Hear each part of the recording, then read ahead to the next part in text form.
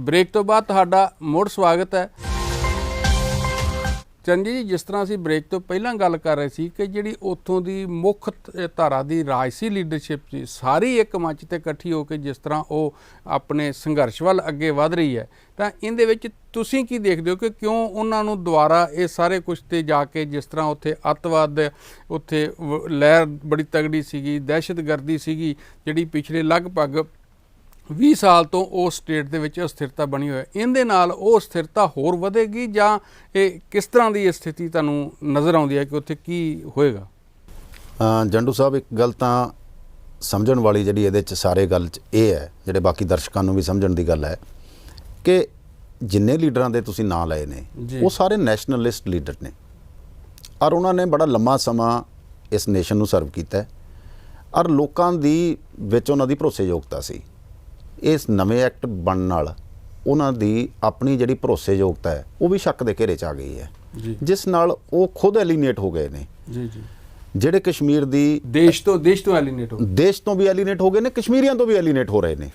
ਹੁਣ ਉਹਨਾਂ ਦੀ ਜਿਹੜੀ ਭਰੋਸੇਯੋਗਤਾ ਹੈ ਉਹਨੂੰ ਬਹਾਲ ਕਰਨ ਦੀ ਇੱਕ ਕਿਸਮ ਦੀ ਇਹ ਜਦੋ ਜਹਿਦ ਹੈ ਔਰ ਉਹ ਜਦੋ ਜਹਿਦ ਲਈ ਮਜਬੂਰੀ ਵਾਸੀ ਸਹੀ ਉਹ ਮੁੜ ਕੇ ਹਾਰਡ ਲਾਈਨ ਲੈਣ ਲਈ ਮਜਬੂਰ ਹੋ ਗਏ ਨੇ, ਕਿਉਂਕਿ ਜਿਹੜੀ ਅਸਿਮੀਲੇਸ਼ਨ 70 ਸਾਲ ਤੋਂ ਹੋ ਰਹੀ ਸੀ ਇਸ ਮੁਲਕ ਦੇ ਵਿੱਚ ਹੋ ਰਹੀ ਸੀ ਜਾਂ ਹੋ ਚੁੱਕੀ ਸੀ, ਕੁਦਰਤੀ ਅਮਲ 'ਚ ਚੱਲ ਰਹੀ ਸੀ, ਇੱਕ ਕੁਦਰਤੀ ਅਮਲ ਚੱਲ ਰਿਹਾ ਸੀ, ਉਸ ਅਮਲ ਨੂੰ ਤੁਸੀਂ ਤੋੜਤਾ ਤੇ ਤੋੜਨ ਤੋਂ ਬਾਅਦ ਜਿਹੜੀ ਹੈਗੀ ਹੈ ਜਿਹੜੀ ਲੀਡਰਸ਼ਿਪ ਇਹ ਕਰ ਰਹੀ ਸੀ ਉਹਦੀ ਭਰੋਸੇਯੋਗਤਾ ਖਤਮ ਹੋ ਗਈ। ਹੁਣ ਉਹਨਾਂ ਨੂੰ ਆਪਣੀ ਭਰੋਸੇਯੋਗਤਾ ਬਹਾਲ ਕਰਨ ਦੇ ਲਈ ਤੇ ਕਸ਼ਮੀਰ ਦੇ ਵਿੱਚ ਆਪਣਾ ਪੈਰ ਲਾਉਣ ਲਈ ਜਾਂ ਕਸ਼ਮੀਰੀਆਂ ਦੇ ਵਿੱਚ ਆਪਣੀ ਸਾਂਝ ਬਣਾਈ ਰੱਖਣ ਲਈ, ਆਪਣੀ ਆਇਡੈਂਟੀਟੀ ਬਣਾਈ ਰੱਖਣ ਦੇ ਲਈ ਉਹਨਾਂ ਨੂੰ ਹਾਰਡ ਲਾਈਨ ਲੈਣੀ ਮਜਬੂਰੀ ਹੈ ਉਹਨਾਂ ਦੀ ਇਹ। ਜੀ ਜੀ। ਔਰ ਇਹ ਜਿਹੜਾ ਵਰਤਾਰਾ ਹੈ ਇਹ ਕੋਈ ਡੈਮੋਕ੍ਰੇਸੀ ਲਈ ਬੜਾ ਵਧੀਆ ਵਰਤਾਰਾ ਨਹੀਂ ਹੈ, ਕਿਉਂਕਿ ਜਿਹੜਾ ਇੱਕ ਆਮ ਤੌਰ ਦੇ ਉੱਤੇ ਇੱਕ ਚੱਲ ਰਿਹਾ ਸੀ ਕਸ਼ਮੀਰ ਦੇ ਵਿੱਚ, ਦੇਖੋ ਤੁਸੀਂ ਟੈਰਰਿਜ਼ਮ ਚੱਲਿਆ, ਟੈਰਰਿਜ਼ਮ ਹਟਾਉਣ ਦੇ ਨਾਂ ਦੇ ਉੱਤੇ ਤੁਸੀਂ ਧਾਰਾ 370 ਖਤਮ ਕੀਤੀ, ਤੁਸੀਂ 35A ਖਤਮ ਕੀਤਾ ਔਰ ਕਿਹਾ ਕਿ ਟੈਰਰਿਜ਼ਮ ਖਤਮ ਹੋ ਜਾਏਗਾ। ਆਪਾਂ ਸਾਰੇ ਦੇਖ ਹੀ ਰਹੇ ਹਾਂ ਕਿ ਟੈਰਰਿਜ਼ਮ ਦੀ ਸਥਿਤੀ ਮੁੜ ਕੇ ਉਹੀ ਹੈ। ਕਿੰਨੇ ਜਿਹੜੇ ਟੈਰਰਿਸਟ ਮਰ ਵੀ ਰਹੇ ਨੇ ਪਰ ਉਸ ਦੇ ਬਾਵਜੂਦ ਕੁਝ ਗਿਣਤੀ ਤਾਂ ਸਥਿਤੀ ਮਤਲਬ ਆਮ ਵਰਗੀ ਹੋਣ ਦੀ ਤਾਂ ਨਜ਼ਰ ਨਹੀਂ ਆ ਰਹੀ। ਸੋ ਇਸ ਕਰਕੇ ਕਿਤੇ ਨਾ ਕਿਤੇ ਬੈਠ ਕੇ ਜਿਹੜੀ ਸਿਆਣਪ ਦੇ ਨਾਲ ਸਾਰੇ ਕਸ਼ਮੀਰੀਆਂ ਨੂੰ ਆਪਣੇ ਨਾਲ ਜੋੜਨ ਦੀ ਲੋੜ ਹੈ ਔਰ ਉਹਨਾਂ ਦੀ ਜਿਹੜੀ ਐਲੀਨੇਸ਼ਨ ਦੀ ਭਾਵਨਾ ਬਣ ਗਈ ਹੈ ਉਸ ਐਲੀਨੇਸ਼ਨ ਦੀ ਭਾਵਨਾ ਨੂੰ ਅਸਿਮੀਲੇਟ ਕਰਨ ਦੀ ਲੋੜ ਹੈ। ਔਰ ਇਹ ਅਸਿਮੀਲੇਸ਼ਨ ਤੇ ਐਲੀਨੇਸ਼ਨ ਨੂੰ ਜਿਹੜਾ ਹੈਗਾ ਇਹਦੇ 'ਚ ਸੰਵਾਦ ਰਚਾਉਣ ਲਈ ਜ਼ਰੂਰੀ ਹੈ ਕਿ ਉੱਥੋਂ ਦੀ ਜਿਹੜੀ ਕ੍ਰੈਡੀਬਲ ਲੀਡਰਸ਼ਿਪ ਹੈ ਕਸ਼ਮੀਰ ਦੀ ਉਹਨੂੰ ਸਟਰੈਂਥਨ ਕੀਤਾ ਜਾਵੇ। ਸੋ ਸਾਰੀ ਗੱਲ ਤਾਂ ਉਹਨਾਂ ਨੂੰ ਸਟਰੈਂਥਨ ਕਰਨ ਦੀ ਹੈ ਤਾਂ ਕਿ ਲੋਕਾਂ ਦੇ ਵਿੱਚ ਉਹਨਾਂ ਦਾ ਭਰੋਸਾ ਬਣ ਸਕੇ ਤੇ ਉਹ ਭਰੋਸੇ ਨਾਲ ਹੀ ਡਿਵੈਲਪਮੈਂਟ ਜੁੜੀ ਹੈ। ਜਦੋਂ ਹਾਲਾਤ ਆਮ ਵਰਗੀ ਬਣੇਗੀ ਤਾਂ ਡਿਵੈਲਪਮੈਂਟ ਵੀ ਹੋ ਜਾਏਗੀ।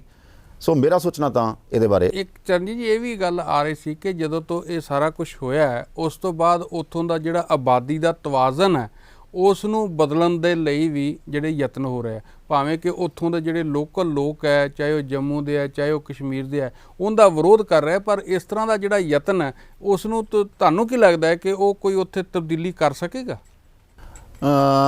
ਮੈਨੂੰ ਇਹ ਹਾਲ ਦੀ ਘੜੀ ਇਹਦੀ ਕੋਈ ਬਾਹਲੀ ਉਹ ਸੰਭਾਵਨਾ ਨਹੀਂ ਨਜ਼ਰ ਆ ਰਹੀ।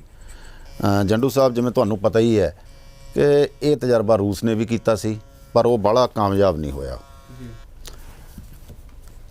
ਇਹ ਤਜਰਬਾ ਬਾਕੀ ਮੁਲਕਾਂ 'ਚ ਵੀ ਕੀਤਾ ਗਿਆ, ਉੱਥੇ ਵੀ ਕਾਮਯਾਬ ਨਹੀਂ ਹੋਇਆ। ਔਰ ਇਸ ਜੰਮੂ ਕਸ਼ਮੀਰ ਦੇ ਬਾਰੇ ਤਾਂ ਇੱਕ ਗੱਲ ਇਹ ਹੈ ਕਿ ਦੇਖੋ ਬੜਾ ਮੰਦਭਾਗਾ ਟੈਰਰਿਜ਼ਮ ਦਾ ਦੌਰ ਰਿਹਾ ਔਰ ਉਸ ਦੌਰ ਦੇ ਵਿੱਚ ਸਾਡੇ ਬਹੁਤ ਸਾਰੇ ਜਿਹੜੇ ਕਸ਼ਮੀਰੀ ਹਿੰਦੂ ਬ੍ਰਾਹਮਣ ਸੀਗੇ ਜਾਂ ਕਸ਼ਮੀਰੀ ਜਿਹੜੇ ਹਿੰਦੂ ਆਬਾਦੀ ਸੀਗੀ ਉਹਨਾਂ ਨੂੰ ਕਸ਼ਮੀਰ ਜ਼ਬਰਦਸਤੀ ਉੱਥੋਂ ਕੱਢਿਆ ਗਿਆ ਜਾਂ ਉਹਨਾਂ ਨੂੰ ਨਿਕਲਣ ਲਈ ਮਜਬੂਰ ਹੋਣਾ ਪੈ ਗਿਆ। ਉਹ ਜੰਮੂ ਤੇ ਮਜਬੂਰ ਕੀਤਾ ਗਿਆ, ਉਹ ਜੰਮੂ ਤੇ ਹੋਰ ਸਾਰੀਆਂ ਉਹਨਾਂ ਦੇ ਵਿੱਚ ਬੈਠੇ ਨੇ ਸਾਡੇ।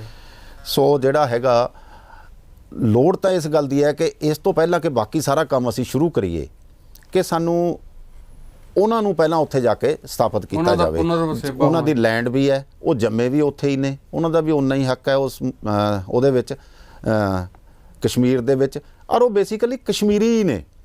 ਤੁਸੀਂ ਦੇਖੋਗੇ ਕਿ ਕਸ਼ਮੀਰੀ ਜਿਹੜੀ ਹਿੰਦੂ ਆਬਾਦੀ ਹੈ ਉਹਦੀ ਅਸਿਮੀਲੇਸ਼ਨ ਸਾਡੀ ਬਾਕੀ ਨੈਸ਼ਨਲ ਜਿਹੜੀ ਆਬਾਦੀ ਹੈ ਉਹ ਭਾਵੇਂ ਧਾਰਮਿਕ ਹੈ ਪਰ ਉਹਨਾਂ ਦੇ ਵਿੱਚ ਉਹ ਨਹੀਂ ਹੋਈ ਉਵੇਂ ਕਿ ਉਹਨਾਂ ਦਾ ਕਲਚਰ ਬਿਲਕੁਲ ਉਹਨਾਂ ਦਾ ਕਲਚਰ ਵੱਖਰਾ ਹੈ। ਦੇਖੋ ਉਹਨਾਂ ਦੇ ਰੀਤੀ ਰਿਵਾਜ ਸੇਮ ਨੇ, ਉਹਨਾਂ ਦਾ ਕਲਚਰ ਸੇਮ ਹੈ, ਉਹਨਾਂ ਦਾ ਖਾਣ ਪੀਣ ਸੇਮ ਹੈ ਔਰ ਉਹਨਾਂ ਦੇ ਜੰਮਣ ਮਰਨ ਦੇ ਗੀਤ ਸੇਮ ਨੇ। ਸੋ ਬੇਸਿਕਲੀ ਗੱਲ ਇਹ ਹੈ ਕਿ ਉਹਨਾਂ ਦੇ ਜਿਹੜੇ ਜਿੱਥੋਂ ਜੰਮੇ ਨੇ ਔਰ ਜਿੱਥੇ ਉਹਨਾਂ ਦਾ ਹੱਕ ਵੀ ਹੈ।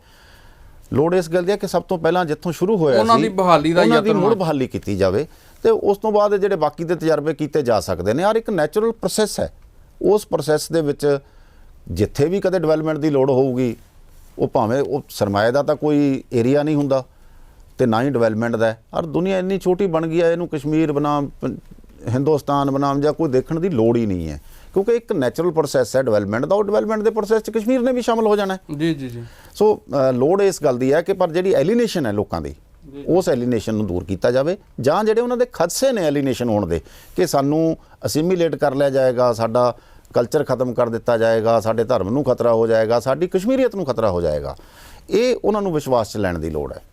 ਕਿਤੇ ਨਾ ਕਿਤੇ ਚਰਨਜੀਤ ਜੀ ਇਹ ਵੀ ਗੱਲ ਤਾਂ ਲੱਗਦੀ ਹੈ ਕਿ ਆਮ ਤੌਰ 'ਤੇ ਜਿਹੜਾ ਹਿੰਦੁਸਤਾਨ ਦੇ ਵਿੱਚ ਅਸੀਂ ਦੇਖਦੇ ਹਾਂ ਕਿ ਜਿਹੜਾ ਪਿਛਲਾ ਇਤਿਹਾਸ ਹੈ ਆਜ਼ਾਦੀ ਤੋਂ ਬਾਅਦ ਦਾ, ਉਹਦੇ 'ਚ ਕਈ ਕੇਂਦਰ ਸ਼ਾਸਤ ਪ੍ਰਦੇਸ਼ ਜਿਹੜੇ ਆ ਉਹਨਾਂ ਨੂੰ ਸਟੇਟ ਤਾਂ ਬਣਾਇਆ ਗਿਆ ਹੋਊਗਾ, ਪਰ ਕਿਸੇ ਸਟੇਟ ਨੂੰ ਇਸ ਤਰ੍ਹਾਂ ਤੋੜ ਕੇ ਤੇ ਯੂਟੀ 'ਚ ਨਹੀਂ ਬਦਲਿਆ ਗਿਆ। ਇਸ ਗੱਲ ਨੇ ਵੀ ਉੱਥੇ ਦੇ ਲੋਕਾਂ ਦੇ ਅੰਦਰ ਇਹ ਭਾਵਨਾ ਪੈਦਾ ਕੀਤੀ ਆ। ਔਰ ਇਸ ਕਰਕੇ ਤੁਹਾਨੂੰ ਯਾਦ ਹੋਏਗਾ ਕਿ ਪਿਛਲੇ ਦਿਨਾਂ 'ਚ ਮਹਿਬੂਬਾ ਮੁਫਤੀ ਨੇ ਵੀ ਇਹ ਗੱਲ ਕਹੀ ਸੀ ਕਿ ਮੈਂ ਤਿਰੰਗਾ ਝੰਡਾ ਉਦੋਂ ਚੱਕੂੰਗੀ ਜਦੋਂ ਮੈਂ ਆਪਣਾ ਝੰਡਾ ਜਿਹੜਾ ਸਾਡਾ ਇੱਥੇ ਝੁੱਲੇਗਾ। ਤਾਂ ਉਹਦੇ ਨਾਲ ਕਿੰਨਾ ਭਾਰਤੀ ਜਨਤਾ ਪਾਰਟੀ ਦੇ ਉਸ ਜਿਹੜੀ ਜੰਮੂ ਕਸ਼ਮੀਰ ਰਾਜ ਆ ਉਸ ਦੇ ਜਿਹੜੇ ਆਗੂ ਸੀਗੇ, ਉਹਨਾਂ ਨੇ ਇਸ 'ਤੇ ਬੜਾ ਵੱਡਾ ਬਵਾਲ ਵੀ ਖੜਾ ਕੀਤਾ। ਔਰ ਇੱਥੋਂ ਤੱਕ ਗੱਲ ਕਹੀ ਕਿ ਮਹਿਬੂਬਾ ਮੁਫਤੀ ਦੇ ਖਿਲਾਫ ਦੇਸ਼ ਧਰੋਹ ਦਾ ਜਿਹੜਾ ਕੇਸ ਹੈ ਉਹ ਬਣਨਾ ਚਾਹੀਦਾ। ਤੇ ਤੁਹਾਨੂੰ ਕੀ ਲੱਗਦਾ ਕਿ ਜਿਹੜਾ ਇਸ ਤਰ੍ਹਾਂ ਦਾ ਉੱਥੇ ਵਤੀਰਾ ਹੈਗਾ, ਇਹਦੇ ਨਾਲ ਤਾਂ ਐਲੀਨੇਸ਼ਨ ਸਗੋਂ ਹੋਰ ਨਹੀਂ ਵਧੇਗੀ? ਬਿਲਕੁਲ ਐਲੀਨੇਸ਼ਨ ਵਧੇਗੀ ਜੀ, ਤੁਸੀਂ ਬਿਲਕੁਲ ਸਹੀ ਕਿਹਾ ਜੰਡੂ ਸਾਹਿਬ। ਦੇਖੋ, ਸਟੇਟਾਂ ਦੀ ਰੀਆਰਗੇਨਾਈਜੇਸ਼ਨ ਪਹਿਲਾਂ ਵੀ ਹੁੰਦੀ ਰਹੀ ਹੈ, ਪਰ ਇਹ ਤੁਸੀਂ ਬਿਲਕੁਲ ਸਹੀ ਹੈ ਕਿ ਕਿਸੇ ਦਾ ਰੁਤਬਾ ਤਾਂ ਉੱਪਰ ਵਧਿਆ ਤਾਂ ਹੋਏਗਾ, ਉਹਦਾ ਰੁਤਬਾ ਘਟਾ ਕੇ ਉਹਨੂੰ ਯੂਨੀਅਨ ਟੈਰੀਟਰੀ ਬਣਾਤਾ। ਔਰ ਇਹ ਕੁਦਰਤੀ ਹੈ ਕਿ ਜਦੋਂ ਆਇਡੈਂਟੀਟੀ ਕ੍ਰਾਈਸਿਸ ਆ ਗਿਆ ਕਸ਼ਮੀਰ ਦਾ, ਤਾਂ ਉਹਨਾਂ ਦੇ ਲੀਡਰਾਂ ਵੱਲੋਂ ਇਹ ਮੰਗ ਕੀਤੀ ਜਾ ਰਹੀ ਹੈ ਕਿ ਅਸੀਂ ਇਹ ਜਿਹੜੀ ਸਥਿਤੀ ਹੈ ਪਹਿਲਾਂ ਵਾਲੀ ਬਹਾਲ ਕਰਨ ਲਈ ਅਸੀਂ ਜਿਹੜੀ 5 ਅਗਸਤ 2019 ਤੋਂ ਪਹਿਲਾਂ ਦੀ ਸਥਿਤੀ ਆ ਉਹ ਬਹਾਲ ਕਰਨ ਦੀ ਮੰਗ ਕਰ ਰਹੇ ਜਦੋਂ ਕਰਨਗੇ। ਔਰ ਇਹ ਉਹਨਾਂ ਦਾ ਬਿਲਕੁਲ ਡੈਮੋਕ੍ਰੈਟਿਕ ਰਾਈਟ ਹੈ, ਕਿਉਂਕਿ ਉਹਨਾਂ ਦੇ ਆਇਡੈਂਟੀਟੀ ਕ੍ਰਾਈਸਿਸ ਹੈ। ਔਰ ਉਸ ਆਇਡੈਂਟੀਟੀ ਕ੍ਰਾਈਸਿਸ ਦੇ ਵਿੱਚ ਦੂਸਰੀ ਗੱਲ ਇਹ ਵੀ ਹੈ ਕਿ ਜੰਡੂ ਸਾਹਿਬ, ਜਾਂ ਤਾਂ ਤੁਹਾਨੂੰ ਕੋਈ ਵਾਕਈ ਫਾਇਦਾ ਹੋਇਆ ਹੋਵੇ ਉਹਨੂੰ ਅਲੱਗ ਕਰਕੇ, ਜੀ ਜੀ, ਕੋਈ ਨਜ਼ਰ ਗਰਾਊਂਡ ਰੂਟ ਲੈਵਲ ਤੇ ਤਾਂ ਕੁਝ ਵੀ ਨਜ਼ਰ ਨਹੀਂ ਆ ਰਿਹਾ ਕਿ ਜੰਮੂ ਕਸ਼ਮੀਰ ਨੂੰ ਤੇ ਲਦਾਖ ਨੂੰ ਅੱਡ ਕਰਕੇ ਕੋਈ ਉਹਨਾਂ ਦੀ ਡਿਵੈਲਪਮੈਂਟ 'ਚ ਫਰਕ ਪੈ ਗਿਆ ਜਾਂ ਉਹਨਾਂ ਦਾ ਕੋਈ ਕਲਚਰ 'ਚ ਫਰਕ ਪੈ ਗਿਆ। ਉਹ ਤਾਂ ਸਗੋਂ ਉਲਟਾ ਅਸਰ ਪੈ ਰਿਹਾ। ਉਹ ਤਾਂ ਉਲਟਾ ਚਰਨਜੀਤ ਜੀ ਕਹਿੰਦੇ ਆ ਜਿਹੜੇ ਲਦਾਖ ਵਾਲੇ ਆ, ਪਹਿਲਾਂ ਵੀ ਉੱਥੇ ਜਿਹੜੀਆਂ ਨਗਰ ਵਿਕਾਸ ਕੌਂਸਲਾਂ ਸੀਗੀਆਂ ਤੇ ਉਹ ਤਾਂ ਕਹਿੰਦੇ ਆ ਕਿ ਜਿਹੜੀਆਂ ਉਹਨਾਂ ਕੋਲੇ ਪਾਵਰ ਸੀਗੀਆਂ ਪਹਿਲਾਂ, ਉਹ ਸਾਰੀਆਂ ਜਿਹੜੀਆਂ ਸ਼ਕਤੀਆਂ ਸੀਗੀਆਂ, ਜਿਸ ਤਰ੍ਹਾਂ ਉਹਨਾਂ ਕੋਲੇ ਜ਼ਮੀਨ ਦੇ ਬਾਰੇ ਵੀ ਪਾਵਰ ਸੀ, ਬਾਕੀ ਜਿਹੜੇ ਹੋਰ ਉਹਨਾਂ ਦੇ ਕੋਲ ਰੈਵਨਿਊ ਦੀਆਂ ਪਾਵਰ ਸੀਗੀਆਂ, ਜਿਹੜੀਆਂ ਹੋਰ ਖਰਚੇ ਦੀਆਂ ਪਾਵਰ ਸੀਗੀਆਂ, ਉਹ ਸਾਰੀਆਂ ਉਹਨਾਂ ਦੀਆਂ ਖਤਮ ਹੋ ਗਈਆਂ। ਤੇ ਇਸ ਵੇਲੇ ਉੱਥੇ ਜਿਹੜੀ ਅਫਸਰਸ਼ਾਹੀ ਜਿਹੜੀ ਹੈ ਉਹ ਸਾਰੇ ਕੁਛ ਨੂੰ ਚਲਾ ਰਹੀ। ਉਹਨਾਂ ਨੂੰ ਤਾਂ ਲੱਗਦਾ ਹੈ ਕਿ ਸਾਡੇ ਜਿਹੜੇ ਜਮਹੂਰੀ ਹੱਕ ਸੀਗੇ ਉਹ ਸਗੋਂ ਜਾਂ ਜਮਹੂਰੀ ਤਾਕਤ ਸੀ ਜਿਹੜੀ ਸਾਡੇ ਕੋਲ, ਉਹ ਖੋਹ ਲਈ ਗਈ ਹੈ। ਬਿਲਕੁਲ ਸਹੀ ਕਿਹਾ ਜੀ ਤੁਸੀਂ, ਕਿਉਂਕਿ ਦੇਖੋ ਜਿਹੜੀ ਸੈਂਟਰ ਦੀ ਜਿਹੜੀ ਚੱਲ ਰਹੀ ਹੈ ਉਹ ਸਾਰੀਆਂ ਪਾਵਰਾਂ ਆਪਣੇ ਹੱਥ 'ਚ ਲੈਣ ਦੀ ਕੋਸ਼ਿਸ਼ ਹੈ। ਕੇਂਦਰੀਕਰਨ ਜਿਹੜਾ ਓਵਰ ਸੈਂਟਰਲਾਈਜੇਸ਼ਨ ਆਫ ਪਾਵਰਸ ਹੈ ਇਨ ਦ ਫੇਵਰ ਆਫ ਸੈਂਟਰ, ਇਹ ਜਿਹੜਾ ਵਰਤਾਰਾ ਹੈ ਇਹ ਸਾਡੇ ਡੈਮੋਕ੍ਰੇਸੀ ਲਈ ਕੋਈ ਬੜਾ ਵਧੀਆ ਨਹੀਂ ਹੈ। ਤੇ ਨਾ ਹੀ ਇਹ ਜਿਹੜਾ ਸਾਡਾ ਫੈਡਰਲ ਸਿਸਟਮ ਹੈ, ਕਿਉਂਕਿ ਹਰ ਸਟੇਟ ਦੀ ਇੱਕ ਆਪਣੀ ਆਇਡੈਂਟੀਟੀ ਹੈ, ਉਹਦੀ ਆਪਣੀਆਂ ਸਪੈਸ਼ਲ ਲੋੜਾਂ ਨੇ, ਆਪਣੀ ਉਹਦੀ ਇੱਕ ਪਹਿਚਾਣ ਹੈ। ਸੋ ਉਸ ਪਹਿਚਾਣ ਨੂੰ ਜੇ ਸਾਰੀਆਂ ਪਾਵਰਾਂ ਲੈ ਕੇ ਸੈਂਟਰ ਦੇ ਵਿੱਚੋਂ ਕੰਮ ਕਰਾਂਗੇ, ਇਹ ਕੋਈ ਨਹੀਂ, ਵੈਸੇ ਵੀ ਤੁਸੀਂ ਦੇਖੋ ਹੁਣ ਜਿਹੜੀ ਗੱਲ ਹੁਣ ਉੱਥੇ ਕੀਤੀ ਜਾ ਰਹੀ ਹੈ, ਲੋਕ ਤਾਂ ਉਹਨਾਂ ਬਾਰੇ ਇਹ ਕਹਿ ਰਹੇ। ਹੁਣ ਉੱਥੇ ਨਵੇਂ ਸਿਰੇ ਤੋਂ ਜਿਹੜਾ ਪਹਿਲਾਂ ਆਰਡੀਨੈਂਸ ਹੋਇਆ ਕੁਝ ਦਿਨ ਪਹਿਲਾਂ, ਜਿਹਦੇ ਵਿੱਚ ਉਹਨਾਂ ਨੇ ਕਿਹਾ ਕਿ ਉੱਥੇ ਡਿਸਟ੍ਰਿਕਟ ਡਿਵੈਲਪਮੈਂਟ ਕਾਉਂਸਲ ਜਿਹੜੀਆਂ ਬਣਾਈਆਂ ਜਾਣਗੀਆਂ, ਤਾਂ ਉਹਦੇ ਨਾਲ ਕੀ ਉੱਥੋਂ ਦੇ ਲੋਕ ਸੈਟੀਸਫਾਈ ਹੋ ਜਾਣਗੇ? ਕਿਉਂਕਿ ਜਿਨ੍ਹਾਂ ਲੋਕਾਂ ਦੀ ਅੱਗੇ ਉੱਥੇ ਆਪਣੀ ਚੁਣੀ ਹੋਈ ਸਰਕਾਰ ਹੁੰਦੀ ਸੀ, ਉਹ ਫੈਸਲੇ ਕਰਦੀ ਸੀ, ਤਾਂ ਉਸ ਦੀ ਥਾਂ ਤੇ ਹੁਣ ਉਹ ਡਿਸਟ੍ਰਿਕਟ ਕਾਉਂਸਲ ਜਿਹੜੀਆਂ ਹੈਗੀਆਂ ਤੇ ਜਿਹੜੀਆਂ ਸਿੱਧੀਆਂ ਜਿਹੜੀਆਂ ਉਪ ਰਾਜਪਾਲ ਦੀ ਨਿਗਰਾਨੀ 'ਚ ਹੈ ਜਾਂ ਹੋਮ ਮਿਨਿਸਟਰੀ ਦੀ ਨਿਗਰਾਨੀ 'ਚ ਹੈ, ਉਹ ਲੋਕਾਂ ਦੇ ਵਿੱਚ ਆਪਣੀ ਥਾਂ ਬਣਾ ਸਕਣਗੀਆਂ। ਦੇਖੋ ਬਲਬੀਰ ਜੀ, ਜਿਸ ਤਰ੍ਹਾਂ ਤੁਸੀਂ ਦੇਖਿਆ ਹੀ ਹੈ ਕਿ ਇਹ ਜਿਹੜੇ ਤਜਰਬੇ ਕੀਤੇ ਨੇ, ਇਹ ਤਜਰਬੇ ਕੋਈ ਬਾਹਲੇ ਕਾਮਯਾਬ ਨਹੀਂ ਹੁੰਦੇ। ਕੋਈ ਵੀ ਤੁਸੀਂ ਚੇਂਜ ਲਿਆਉਣੀ ਹੈ, ਉਹ ਇੱਕ ਤਾਂ ਗ੍ਰੈਜੂਅਲ ਹੋਵੇ, ਇੱਕ ਲੋਕਾਂ ਦੀ ਮਰਜ਼ੀ ਨਾਲ ਹੋਵੇ, ਇੱਕ ਤਾਂ ਸਮੇਂ ਦੀ ਮੰਗ ਅਨੁਸਾਰ ਸੰਵਾਦ ਰਚਾਉਣ ਦੀ ਲੋੜ ਹੈ।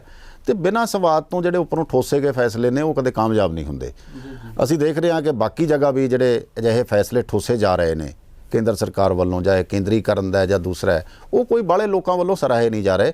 ਸਗੋਂ ਉਹਦੇ ਨਾਲ ਖੇਤੀ ਕਾਨੂੰਨਾਂ ਦੇ ਮਾਮਲੇ ਹੀ ਤੁਸੀਂ ਦੇਖ ਲਓ, ਖੇਤੀ ਕਾਨੂੰਨਾਂ ਦੇ ਵਿੱਚ ਵੀ ਇਹੀ ਹੋਇਆ ਕਿ ਜੋ ਲੋਕਾਂ ਦੇ ਫੈਸਲੇ ਲੋਕਾਂ ਦੇ ਖਿਲਾਫ, ਜਾਂ ਲੋਕਾਂ ਨੂੰ ਲੱਗਦਾ ਹੈ ਕਿ ਸਾਡੇ ਮਰਜ਼ੀ ਦੇ ਖਿਲਾਫ ਜਾ ਰਹੇ ਨੇ ਜਾਂ ਸਾਡੇ ਹਿੱਤਾਂ ਦੇ ਖਿਲਾਫ ਜਾ ਰਹੇ ਨੇ, ਲੋਕ ਐਜੀਟੇਟ ਕਰਨਾ ਸ਼ੁਰੂ ਕਰ ਰਹੇ ਨੇ।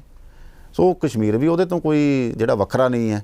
ਜਦੋਂ ਇਹ ਡਿਸਟ੍ਰਿਕਟ ਕੌਂਸਲਾਂ ਦੇ ਰਾਹੀਂ ਬੇਲੋੜੀ ਦਖਲਅੰਦਾਜ਼ੀ ਕੀਤੀ ਜਾਵੇਗੀ, ਸੋ ਉਹਦੇ ਵਿੱਚ ਉਹਦੇ ਖਿਲਾਫ ਆਵਾਜ਼ ਉੱਠਣੀ ਬਿਲਕੁਲ ਜੈਨੂਅਨ ਹੈ ਔਰ ਜਾਇਜ਼ ਹੈ।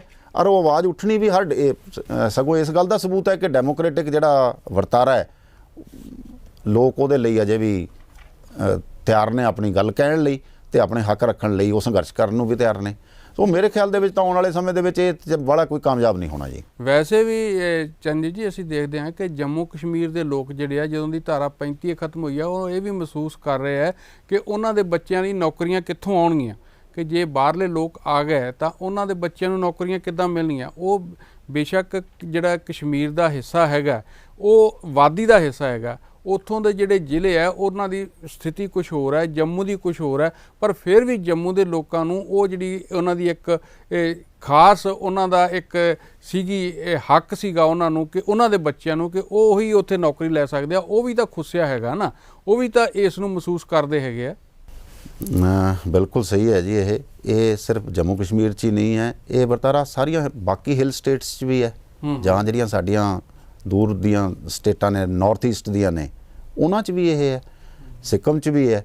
ਨਾਲੇ ਇੱਕ ਗੱਲ ਬੇਸਿਕਲੀ ਸਮਝਣ ਦੀ ਇਹ ਗੱਲ ਹੈ ਕਿ ਚਾਹੇ ਜੰਮੂ ਕਸ਼ਮੀਰ ਇੱਕ ਹੈ, ਜੰਮੂ ਕਸ਼ਮੀਰ ਦੇ ਵਿੱਚ ਧਾਰਮਿਕ ਵਖਰੇਵੇਂ ਨੇ, ਜੰਮੂ ਦੇ ਵਿੱਚ ਹੋਰ ਧਰਮ ਹੈ, ਕਸ਼ਮੀਰ ਦੇ ਵਿੱਚ ਹੋਰ ਜਿਹੜੇ ਡਿਸਟ੍ਰਿਕਟ ਨੇ ਜਿਹੜੇ ਉਹ ਇਸਲਾਮਿਕ ਬਹੁਤ ਜਿਹੜੀ ਗਿਣਤੀ ਵਾਲੇ ਨੇ, ਤੇ ਲਦਾਖ ਦੇ ਵਿੱਚ ਬੁੱਧ ਧਰਮ ਨੂੰ ਮੰਨਣ ਵਾਲੇ ਨੇ।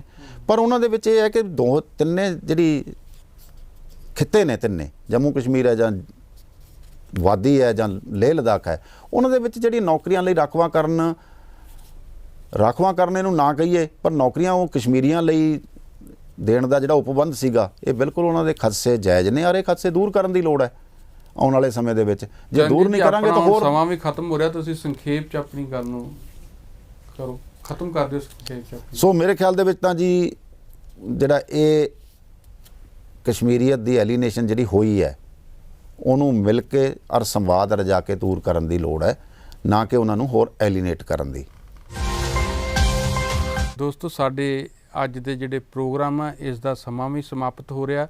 ਤਾਂ ਜਿਸ ਤਰ੍ਹਾਂ ਅਸੀਂ ਸਾਰੀ ਤੇ ਚਰਚਾ ਕੀਤੀ ਹੈ ਤੁਹਾਡੇ ਸਾਹਮਣੇ, ਆਸ ਹੈ ਕਿ ਤੁਹਾਨੂੰ ਵੀ ਉਹ ਪਸੰਦ ਆਈ ਹੋਏਗੀ। ਪਰ ਲੱਗ ਇਹ ਰਿਹਾ ਸਾਰੀ ਸਥਿਤੀ ਤੋਂ ਕਿ ਜਿਸ ਤਰ੍ਹਾਂ ਜੰਮੂ ਕਸ਼ਮੀਰ ਦੀਆਂ ਜਿਹੜੀਆਂ ਮੁੱਖ ਰਾਜਸੀ ਪਾਰਟੀਆਂ ਨੇ ਇੱਕ ਮੰਚ ਬਣਾ ਕੇ ਮੋਰਚਾ ਵਿੱਢਣ ਦਾ ਫੈਸਲਾ ਕੀਤਾ ਹੈਗਾ, ਉਹਦੇ ਤੋਂ ਲੱਗਦਾ ਹੈ ਕਿ ਆਉਣ ਵਾਲੇ ਸਮੇਂ 'ਚ ਜਿਹੜਾ ਕੇਂਦਰ ਤੇ ਜੰਮੂ ਕਸ਼ਮੀਰ ਵਿੱਚ ਟਕਰਾਅ ਵਾਲੀ ਸਥਿਤੀ ਜਿਹੜੀ ਹੈ ਉਹ ਜ਼ਿਆਦਾ ਬਣਦੀ ਨਜ਼ਰ ਆ ਰਹੀ ਹੈ। ਜੇ ਕੇਂਦਰ ਸਰਕਾਰ ਨੇ ਉਹਨਾਂ ਨਾਲ ਗੱਲਬਾਤ ਦੇ ਕੋਈ ਰਾਹ ਖੋਲ੍ਹ ਕੇ ਮੇਜ਼ ਤੇ ਬੈਠ ਕੇ ਗੱਲ ਨਾ ਕੀਤੀ, ਤਾਂ ਹੋ ਸਕਦਾ ਹੈ ਕਿ ਉੱਥੇ ਅੰਦੋਲਨ ਬਹੁਤ ਵੱਡੇ ਪੱਧਰ 'ਤੇ ਜਿਹੜਾ ਇਹ ਫੈਲੇ ਔਰ ਇਸ ਦੇ ਲਈ ਜਿਹੜੀਆਂ ਬਾਕੀ ਦੀਆਂ ਹੋਰ ਇਹਦੇ ਨਾਲ ਸਮੱਸਿਆਵਾਂ ਖੜੀਆਂ ਹੋਣਗੀਆਂ, ਉਹ ਅਜੇ ਦੇਖਣ ਵਾਲੀ ਗੱਲ ਹੈ। ਇੱਥੇ ਹੀ ਅਸੀਂ ਅੱਜ ਦੀ ਜਿਹੜੀ ਚਰਚਾ ਹੈ ਉਹਨੂੰ ਸਮਾਪਤ ਕਰਦੇ ਹਾਂ।